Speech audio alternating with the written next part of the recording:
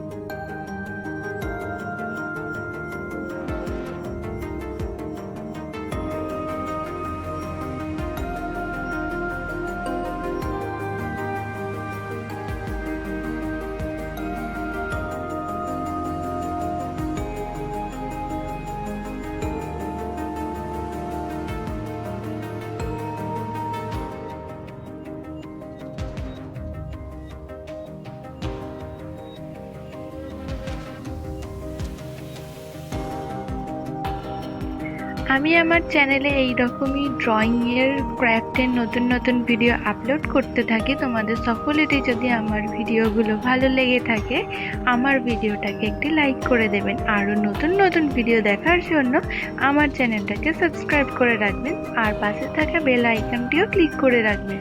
যখন আমি ভিডিওগুলো পোস্ট করার সাথে সাথে আপনাদের সকলের কাছে খুব তাড়াতাড়ি পৌঁছে যায়। তো সকলেই ভালো থাকবেন। টাটা।